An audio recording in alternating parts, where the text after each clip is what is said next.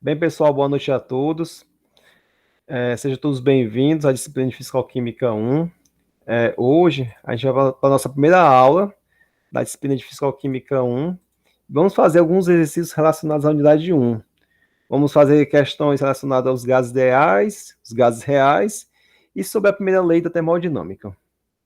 Então, pessoal, eu separei algumas questões para vocês, tá certo? Referente à lista 1, e foram as questões 5, 7 e 10. Em relação à questão 5, tá certo? É uma questão de múltipla escolha, tá certo? Que envolve a definição de gases ideais, que diz o seguinte: assinale a alternativa correta e justifique, tá certo? Que diz que, sabendo que o comportamento de um gás real se aproxima do comportamento de um gás ideal, quando é submetido às seguintes condições, tá certo? O item A, pessoal, diz o seguinte: baixas temperaturas e baixas pressões, tá correto isso? Não, Não. Altas temperaturas e altas pressões, está correto? Não. não, Baixas temperaturas independentemente da pressão, totalmente, não. totalmente incorreto, né? É E o o- item, e o item D de Deus, altas temperaturas e baixas pressões. Certo. Sim, Então, a gente sabe que é o item correto, tá certo? E para justificar, pessoal, vamos nos lembrar quais são os requisitos para que um gás seja ideal. Vamos lá, pessoal. Em relação às interações intermoleculares, elas devem ser o quê? As interações elas devem ser perfeitas, não é isso? E tem uma coisa que eu estava vendo aqui, que eu vi o resumozinho que eu anotei. Tipo assim, para que um gás ele seja real e para ele se aproximar do que é um gás ideal, na verdade, né? Quanto maior for a sua temperatura, menor tem que ser a sua pressão. É isso? Isso. Ou não?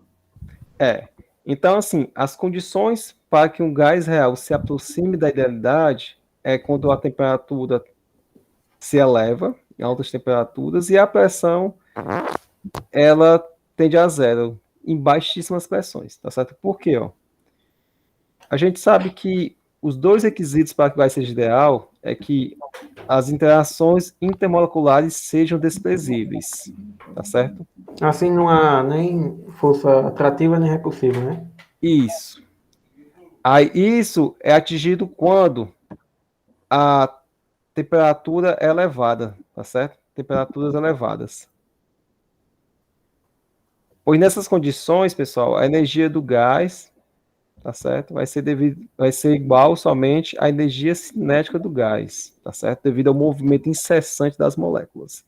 Então, não vai haver interações intermoleculares, interações entre as moléculas, tá certo? A outra condição que a Amanda falou é que quando a pressão é baixa, tá certo? Por quê? Porque em baixas pressões, tá certo? O volume do, do recipiente que contém o gás vai tender a infinito, tá certo? Vai aumentar. Então, o volume das moléculas, tá certo? Da molécula de gás, ele se torna desprezível em relação ao volume que contém o gás, tá certo? Então, essa condição ela é atingida quando a pressão é baixa, tá certo? A pressão tende a zero, por exemplo. Professor, no caso, só para dar uma fixada maior, a gente, no caso, faz uma relação, no caso, inversamente proporcional, não é isso? Maior Isso. temperatura, baixa pressão, ok. Não, na verdade que a pressão e a temperatura são inversamente proporcionais, né? Uhum. Quer dizer, são diretamente proporcionais, tá certo? Você pode fazer essa relação com volume, né? Se você aumentar o volume,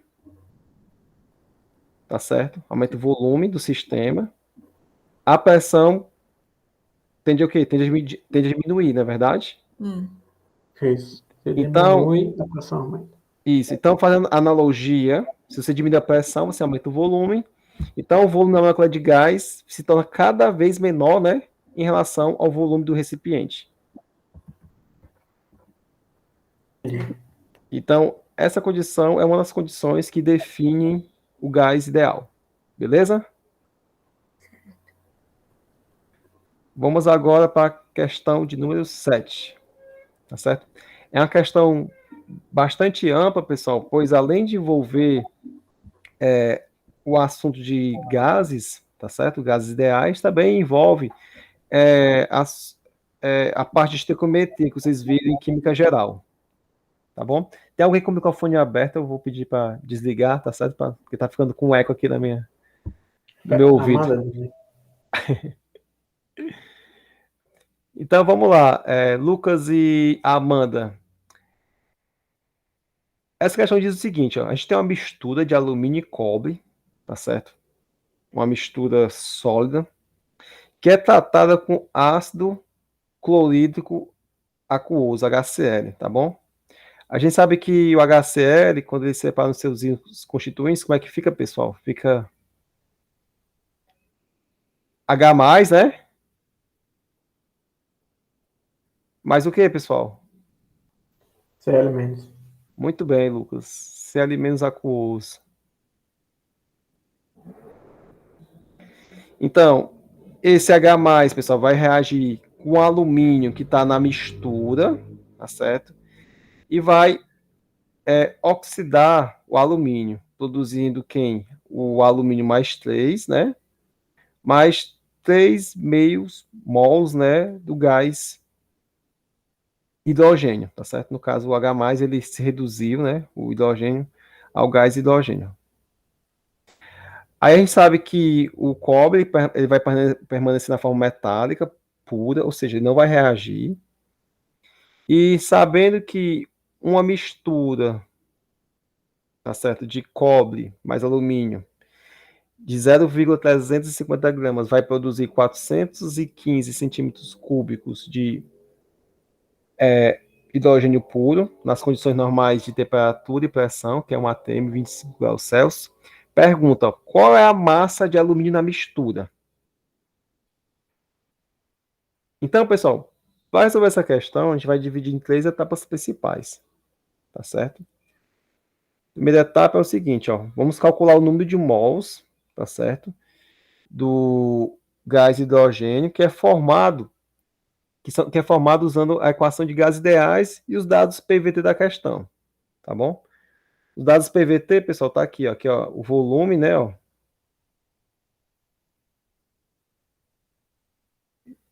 de gás hidrogênio, tá certo? Aqui a pressão e aqui a temperatura. Beleza?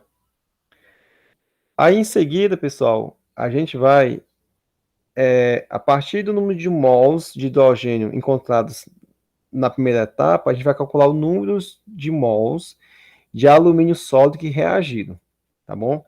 A gente vai calcular isso utilizando a estequiometria, né? A reação estequiométrica da reação. Aí, pessoal, analisando essa equação estequiométrica aqui, essa equação está balanceada, o que a gente observa? Quando um mol de alumínio reage, pessoal, quantos mols de gás hidrogênio são formados? Me diga aí, por favor.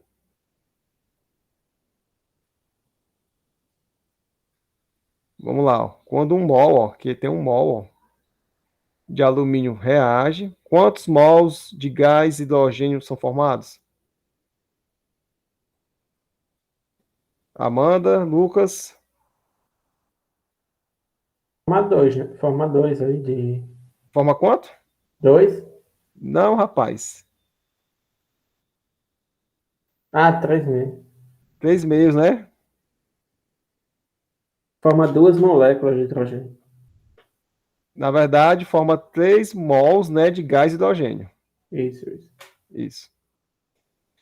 Aí, a partir do número de mols de alumínio reagir, que a gente achar aqui no passo 2, a gente vai calcular então a massa de alumínio da mistura, tá certo? E para calcular essa massa, a gente vai utilizar quem?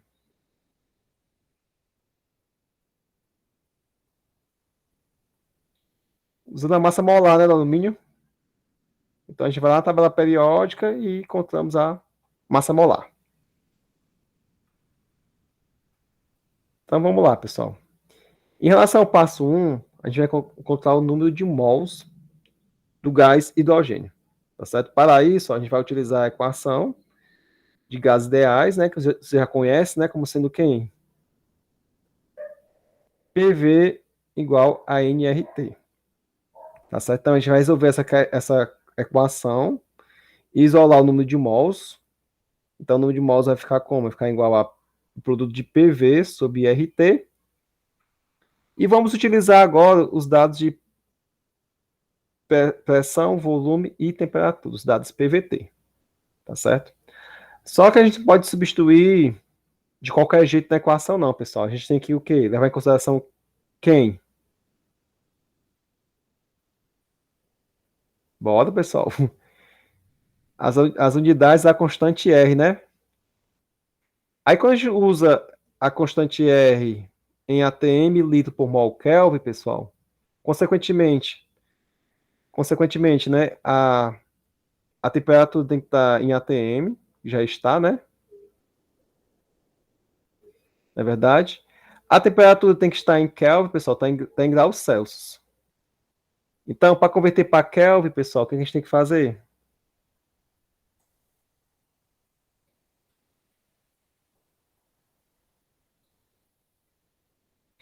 A gente soma a temperatura em graus Celsius, né? Soma com quanto? 273. Muito bem. 273,15. Tá bem? Tem que usar com precisão aí, né? Isso. Então, a temperatura em Kelvin, pessoal, vai ser de quanto? Vai ser de 298,15 Kelvin.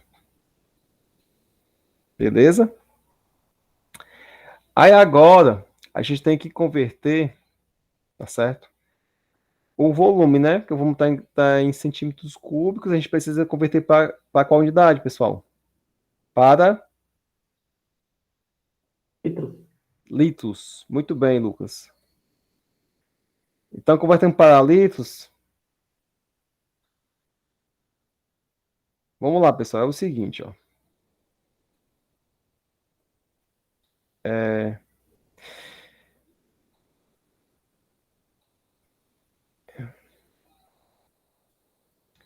Eu sei, pessoal, que 1 litro,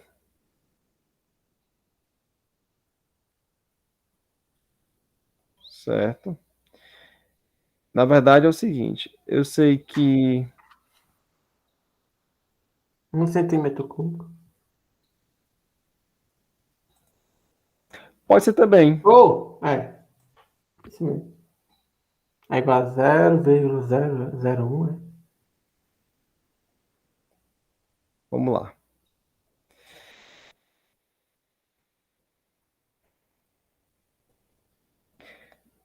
Vamos lá. Eu sei, né, que 1 centímetro cúbico, né, é igual a 1 mililitro, não é verdade, Lucas? Isso. Então, 1 litro equivale a quantos mililitros? 1.000 mililitros, não é verdade? Isso. Então, logo, pessoal, convertendo o volume aqui para litro, vai ficar como? A gente cancela aqui ml com ml, né? Centímetro cúbico com centímetro cúbico. Então vai ficar como, pessoal, aqui o volume? 1 litro é igual a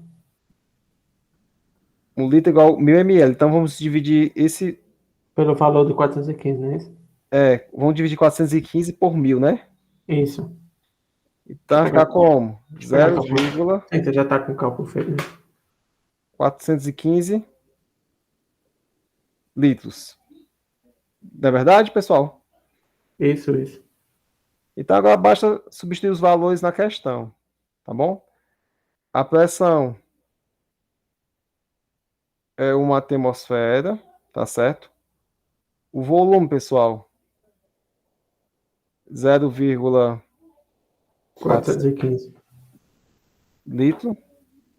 A constante R está aqui, pessoal. E a temperatura, 25. opa, 298,15 Ah, Kelvin. isso tem. Então, logo, pessoal, ó, logo, o número de mols do gás hidrogênio é quanto?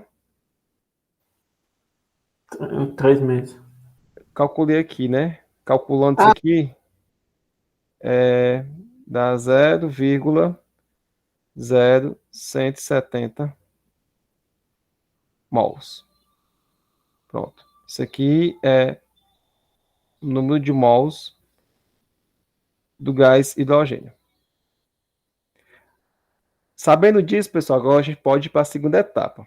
Na segunda etapa, o que a gente vai fazer? A gente vai calcular o número de mols do gás hidrogênio, tá certo? A partir do número de mols que a gente calculou do gás, quer dizer, a gente vai calcular o número de mols do alumínio sólido, tá certo? A partir do número de mols do gás hidrogênio, tá certo?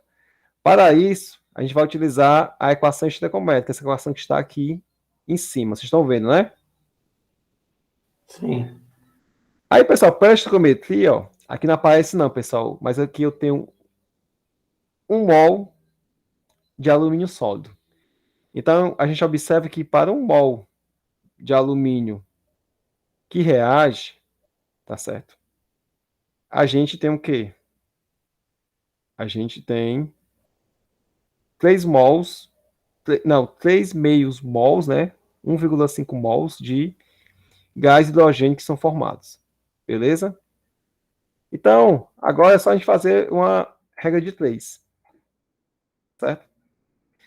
A gente sabe que para 1 mol de alumínio que reage, eu tenho 3 meios mols de gás hidrogênio formados. Então, para 0,0, que a gente achou no passo 1, né? 0,0170 mols, a gente tem X, tá certo? Então, realizando essa conta aqui, pessoal, X, né, vai ser de 0,0113, tá certo? Então, o número de mols de alumínio que reage nesta equação, tá certo? Vai ser de 0,0113 mols. Tudo bem, pessoal, até aqui?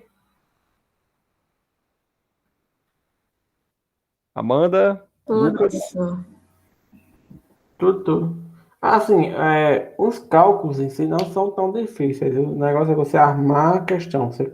Pronto, por isso que eu fiz aquele esquema inicial, Lucas, que ali não tem como você errar. Pronto, é porque você já definiu as etapas tudinhas, é bem certinho. Isso. Toda questão que você for fazer, Lucas, você tem que definir o plano, tá certo? O passo a passo. Você fazendo isso, se torna um algoritmo na sua cabeça. Aí você faz a primeira coisa, faz a segunda, e agora a gente vai fazer a terceira, tá certo? A terceira, pessoal, é simplesmente converter o número de mols para a massa de alumínio, né? Por exemplo, ó, a gente sabe que a massa molar do alumínio é 27 gramas por mol, tá Aí, certo?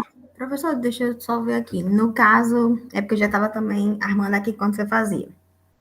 No caso, nesse terceiro passo, eu também vou fazer só uma relaçãozinha de regra de 3, né? Isso, somente isso. Show de bola. Show de bola, né?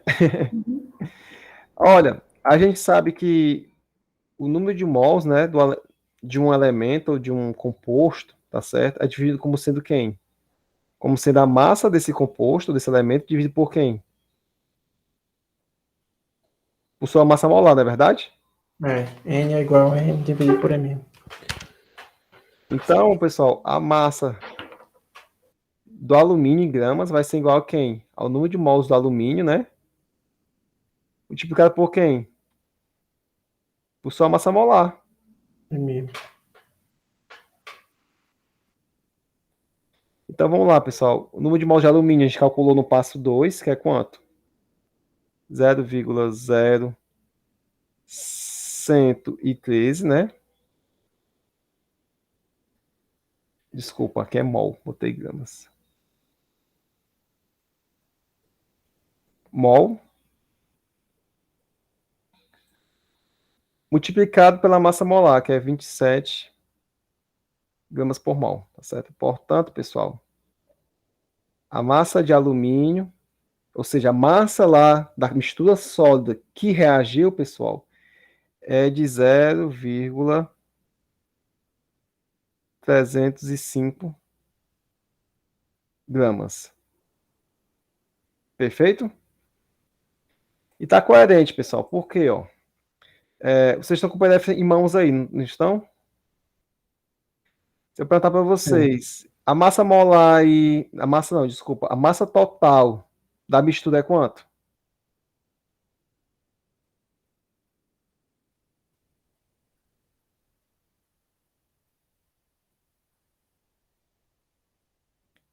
Tá no enunciado, pessoal.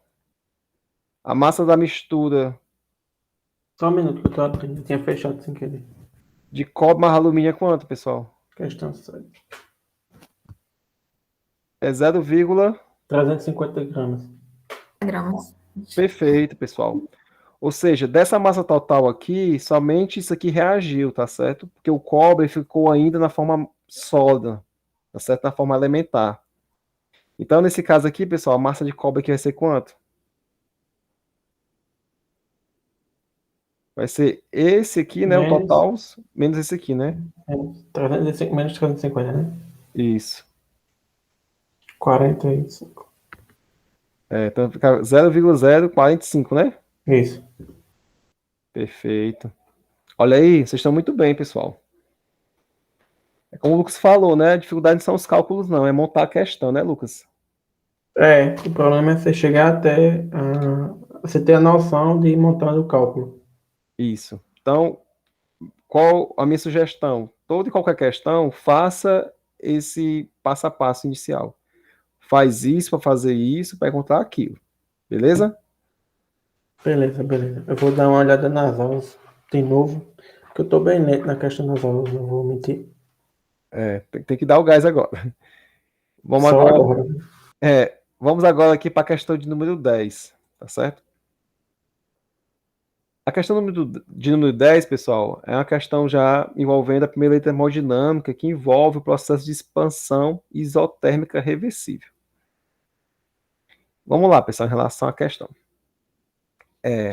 Eu tenho uma amostra, tá certo, de 1 mol de AR, né, que é o argônio, que se expande isotermicamente na temperatura de 0 graus Celsius, de um volume inicial de 22,4 litros para um volume final de 44,8 litros.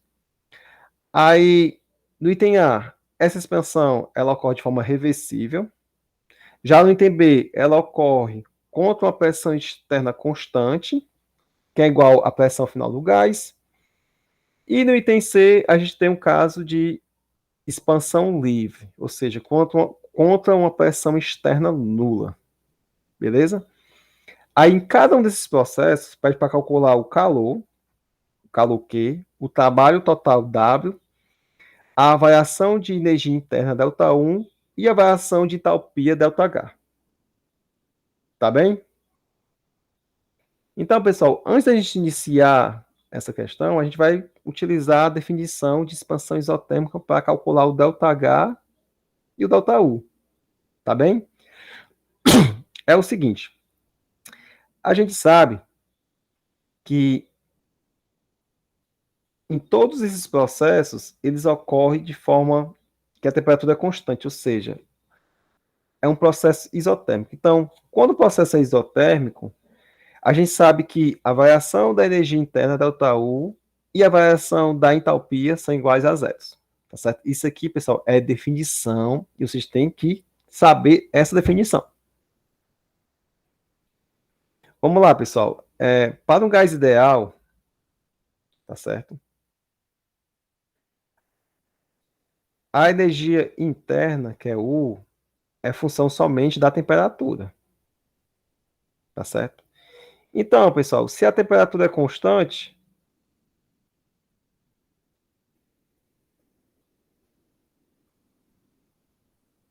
logicamente, pessoal, a variação da energia interna vai ser quanto? Nula, não é verdade? Se ela é função da temperatura e a temperatura permanece constante, então a energia interna não vai variar. Tá bom? Então, pronto. Isso aqui é a primeira explicação. A segunda explicação, ó, a gente sabe que da definição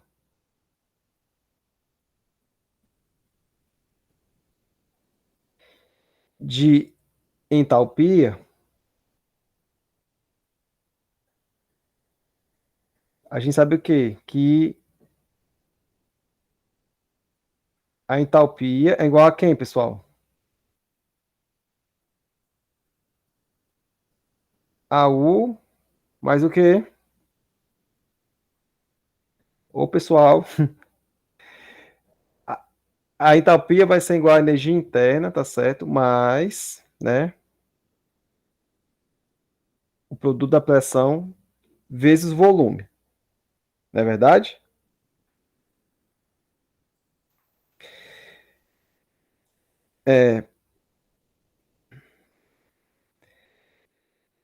Para um gás ideal, pessoal, o que a gente sabe?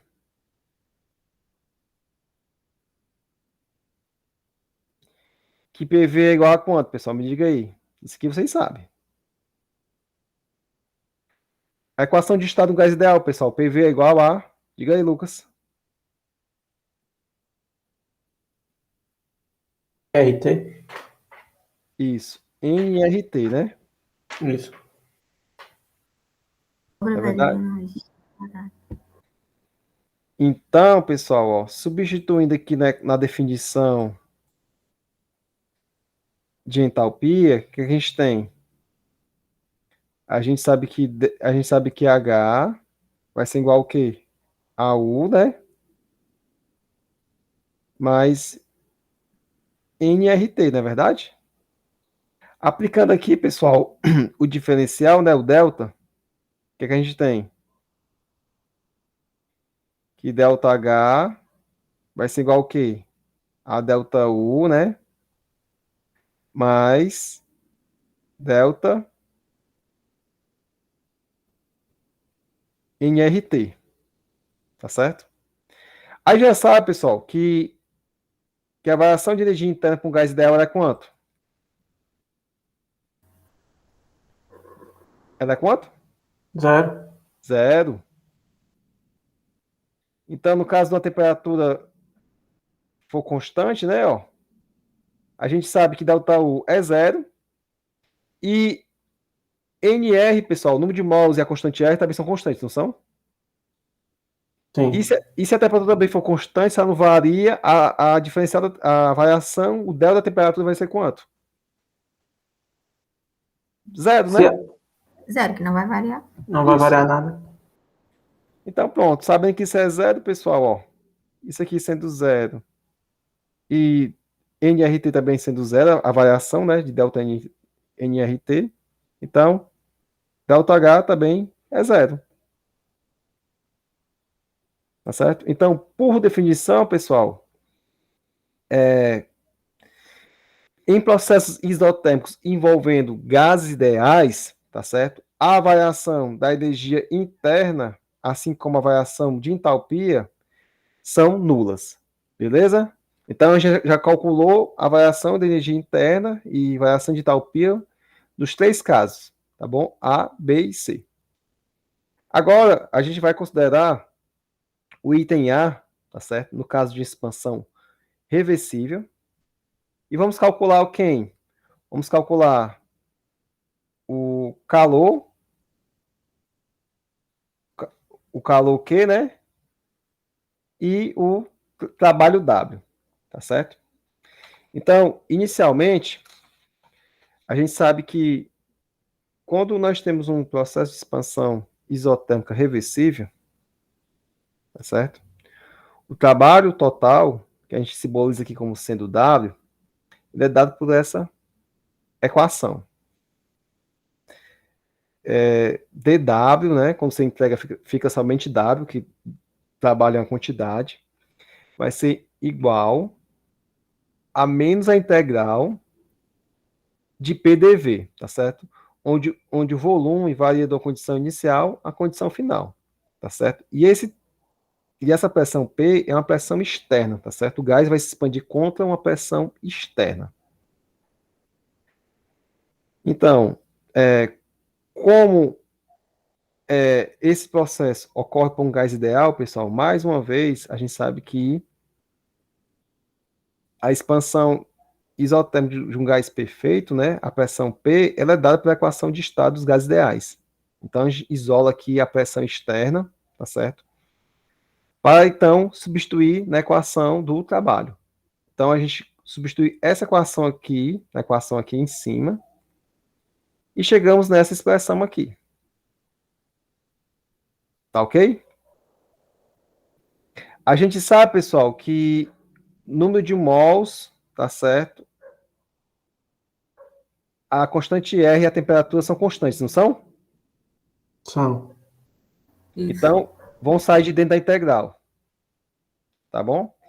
E a gente sabe que a integral, pessoal, a integral de dV sobre V, isso aqui é quem, pessoal? É dentro de V. Na verdade? Então, vai ser o quê? O ln de V, né?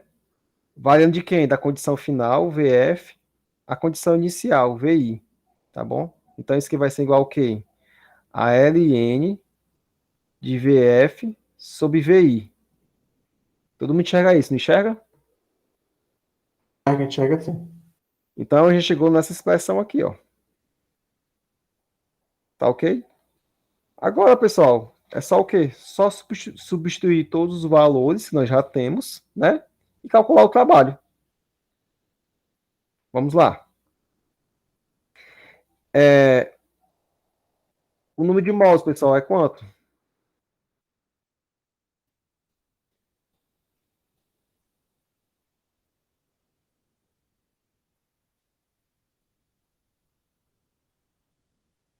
É igual a 1 mol, na verdade. A constante R, pessoal, tem que estar nas unidades do sistema internacional. Então, a gente vai utilizar, para obter aqui o trabalho na unidade de Joule, a constante R tem que ser aquela de 8, viu? Que é quanto? 8,314, né? O quê?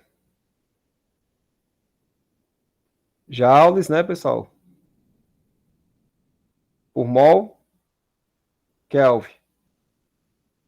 Beleza? A temperatura, pessoal, tem que ser em quê? Em Kelvin, né? Kelvin. Então é quanto, pessoal, a temperatura aqui em Kelvin? Diga aí. 273,15 Kelvin. Eu só digo 273. Eu uso 273,15, viu? Tá certo. Já o volume, pessoal, o volume aqui, pessoal, ele é uma divisão, tá certo? A gente usa aqui uma divisão para calcular o Ln. A gente pode utilizar qualquer unidade de volume, tá certo? Agora, se estivesse multiplicando, a gente tinha que converter para metro cúbico. Como eles estão aqui se dividindo, o volume final e o volume inicial, então a gente pode utilizar em qualquer unidade. Beleza? Então, o volume final aqui é quanto, pessoal? 44,8. 44,8 e o volume inicial é 22,4. perfeito.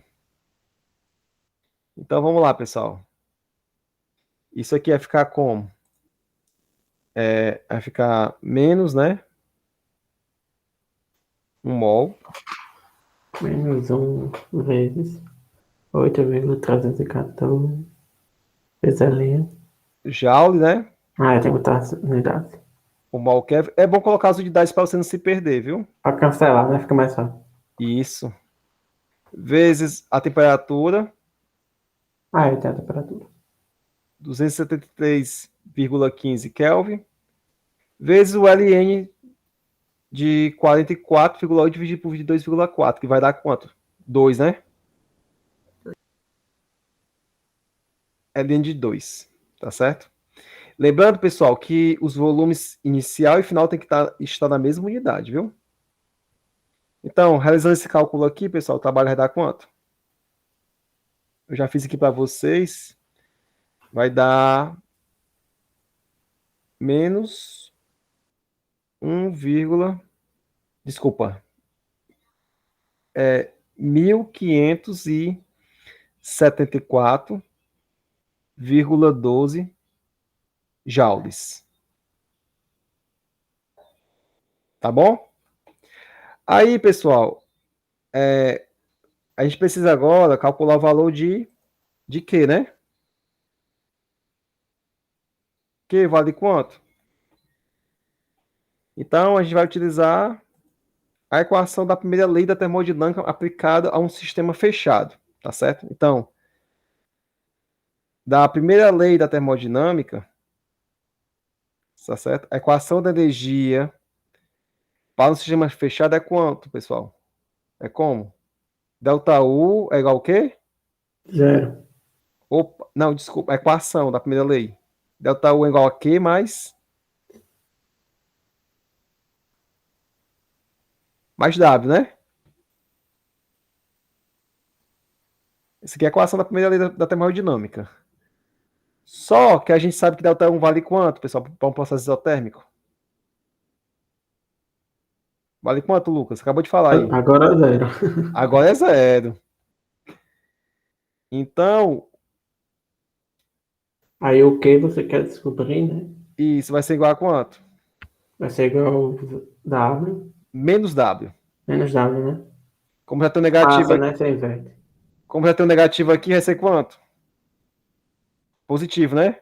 Isso. Então é mais 1, não, 574. desculpa. É Desculpa. 1,9. É 1574,12. Isso, 1574 Tchau. joules. Perfeito, né, pessoal? É tranquilo os cálculos. A questão é chegar no cálculo. Eu ia dizer isso porque eu fiquei perdida em algum lugar, em algum momento. Na parte que até chegar a questão de calcular o mesmo trabalho na questão anterior, em que ele faz as inversões do VF, VI e VF, é meio chato em inverter aqueles dados todos. Porque são muitos processos em uma única questão. E se a gente não for seguindo, não dá para acompanhar. Tá bom, É. então. Essa aula vai ser boa, porque quando você tiver com dúvida, você volta nela e consegue ver onde você está errando. Se for resolver as questões, tipo, a pessoa volta lá. Isso. Mas vamos lá, pessoal. Dando aqui seguimento, né? Agora a gente vai agora para o item B, tá certo? A gente também agora vai calcular o trabalho e o calor, tá certo? Só que agora a gente vai calcular o trabalho, W, e o calor, considerando que o processo de expansão isotérmica, tá certo? Ele ocorre contra uma pressão externa constante. Que essa pressão externa constante é igual à pressão final do gás. Tá certo? Então vamos lá. Mais uma vez, ó. Qual é a equação, certo, que calcula o trabalho total em um processo AP constante? Essa equação aqui, ó. W, né, ó, é igual ao quê? Menos a integral de P, pressão externa, dV, não é verdade? Isso. Pronto, essa parte aí, quando você vai inverter para. Continua. Quando chegar, eu falo. Vamos lá, pessoal. A primeira coisa a se fazer aqui. A pressão externa aqui é constante, é? ele tá dizendo que é igual a pressão final do gás, né? Então é P constante. Não, a pressão externa constante. O gás, tá certo? Tem um gás aqui, confinado, em um sistema, em um êmbolo pistão, tá certo?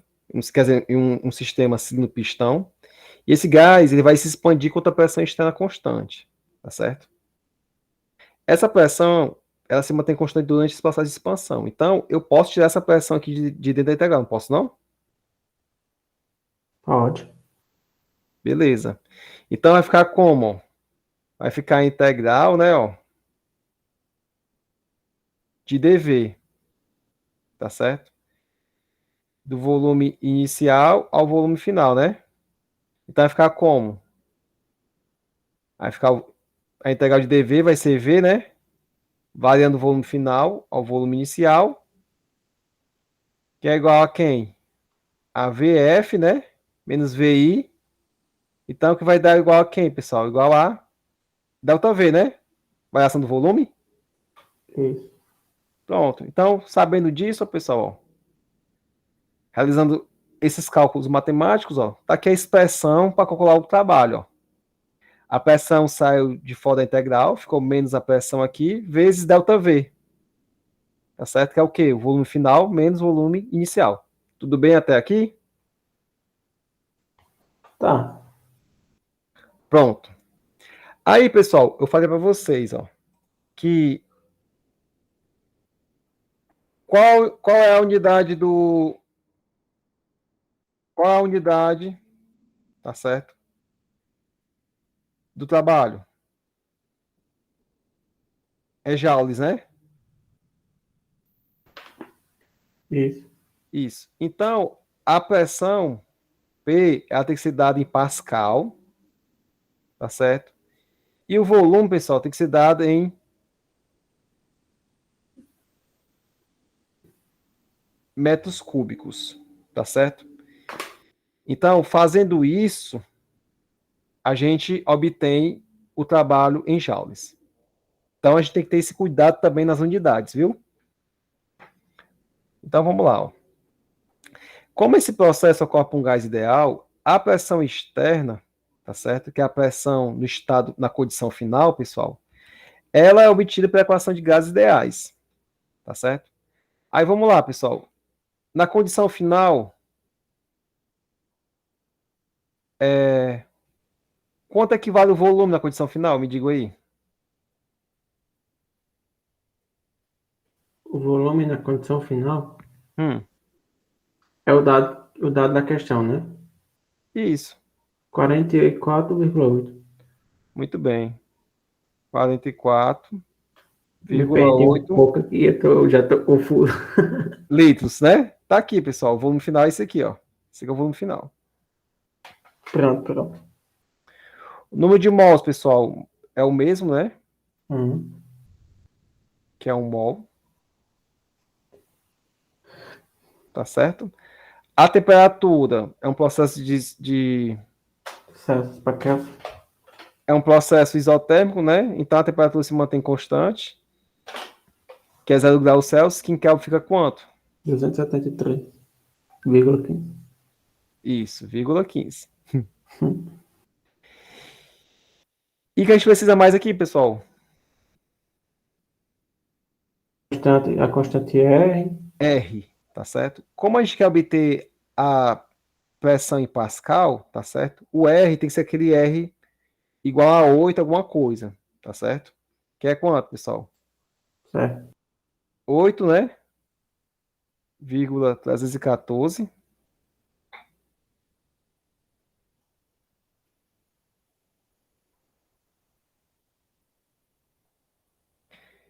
Joules, né? Por mol Kelvin. Tá certo? Agora, pessoal, então é só substituir os dados. Tá bom? Vamos substituir aqui agora. Aqui é 1 mol, né? A constante R, 8,314. Vezes Temperatura. 273,15. Muito bem. Dividido pelo volume final, que é 44,8. Opa, vamos lá. O volume, pessoal, tem que ser em metros cúbicos, Ah, né? é porque lá era metros cúbicos aí, né? Tem que ser em metros cúbicos. Né? Aqui não, aqui tem que ser em metros cúbicos, porque a gente está utilizando essa unidade aqui de R, ó. Joules por mol Kelvin. Sim. Aí vamos lá, Lucas. A gente quer converter para o quê? Para metros cúbicos, né? Isso. Então a gente coloca metro cúbico em cima. Embaixo a gente coloca litro, que a gente quer cancelar, né? Os litros. Um metro cúbico, Amanda, equivale a quantos litros?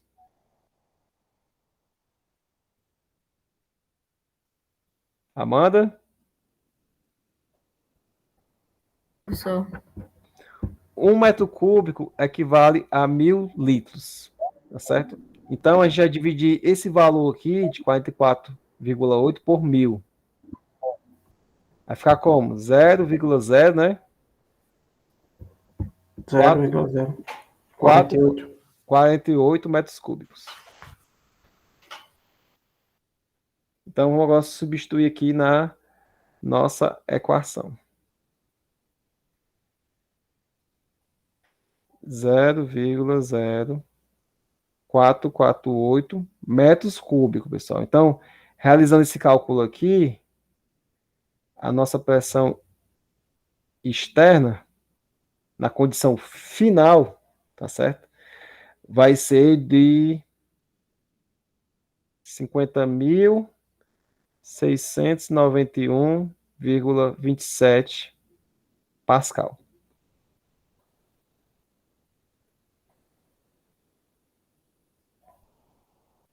Beleza? Agora, pessoal, a gente tendo a pressão externa, tá certo? E tendo os volumes finais e os volumes final e inicial, a gente pode então calcular o trabalho W, tá certo? A gente sabe que a pressão externa a gente já calculou, né? Que foi de quanto, pessoal?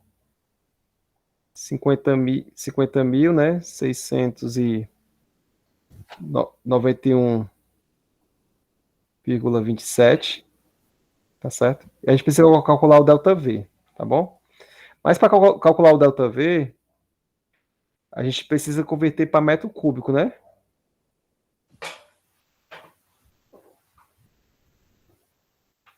Vamos lá. ΔV é igual a quem, pessoal? O volume final, né? Menos o volume inicial. Então vai ser o quê? 44,8 menos o quê? 22,4. 4, né? Então o ΔV aqui vai ser quanto? 22,4 litros, né? Isso. Ah, tá para com o microfone desligado. Então,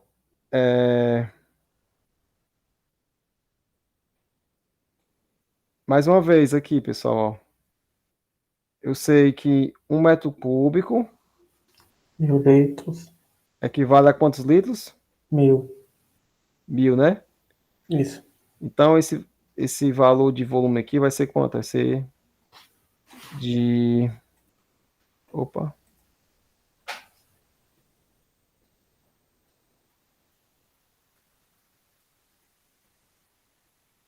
Zero, né? 1, 2, 3, né? Então, 0,0224 metros cúbicos. Então, a gente substitui esse valor aqui na fórmula, ó, do trabalho. Aqui 0,00... Não, desculpa, é 0,0... Deixa eu apagar aqui, tá muito feio essa letra. Que coloca embaixo.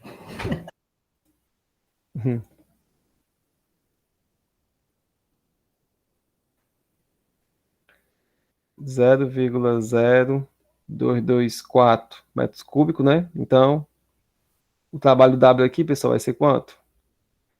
Já calculei aqui para vocês, pessoal. Vai ser de... Menos Isso. menos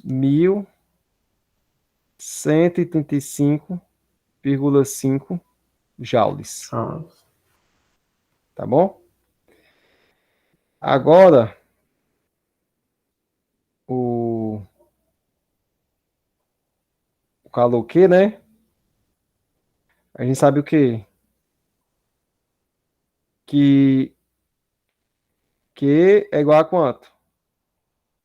A menos W, né? A gente sabe que isso vem daquela relação da primeira lei da termodinâmica, né? A variação da energia interna é igual a zero, então o Q vai ser igual a W, tá bom? Então, substituindo aqui o W, vai ficar como o quê? que é igual a mais Isso, 1.135,5. 1.135, né, vírgula 5 Ah, é, tem um ponto ali não. joules, tá bom? Isso aqui é o calor relacionado ao item B. Daí, pessoal, finalmente agora no item C, qual é, tá certo, o calor quando a expansão ocorre de forma livre, né, contra uma pressão externa nula? É quanto, Lucas? Diga aí.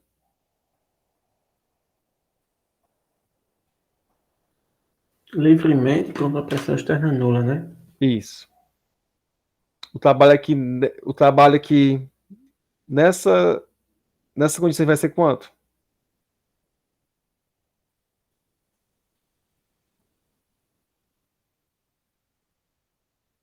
Já está dizendo, né? O trabalho em um processo de expansão livre, ele é nulo, pessoal. Vamos lá. A gente sabe que a definição de trabalho, tá certo? Quando a pressão é constante, a gente chega nessa equação aqui, não é verdade? Isso. Isso. Então, pessoal, se a pressão externa ela é nula, logicamente o trabalho vai ser quanto? Nulo Nulo. também. Ah, é se não há nenhuma pressão, não há trabalho. Isso. Ah, Então, se o trabalho for nulo, pessoal, o calor aqui vai ser quanto? certo também. Zero também, ó. Isso é tudo constante. Lembrando, pessoal, ó, que ΔU é igual a Q mais W, né? Sabendo que ΔU é igual a zero, né? Então, Q é igual a menos W. Então, se o trabalho for nulo, logo o calor também é nulo. Não é verdade? Isso. Então, pessoal, era isso que eu tinha para vocês hoje, tá certo? Eu peço que vocês completem as outras questões e me enviem. Até, até amanhã, não é verdade? Que é a data, mas se vocês quiserem mais alguns dias, a gente negocia aqui agora. Eu vou parar aqui o vídeo, pessoal, para o vídeo não ficar muito longo. Aí, se vocês quiserem continuar a tirar Para. dúvidas, a gente Pode parar para gente fazer essas negociações. Isso. A gente continua fora do vídeo, beleza? Vou manter aqui as alterações. Aí, tanto o slide como essa aula, vou colocar disponível lá no nosso sistema de aprendizagem, no Moodle.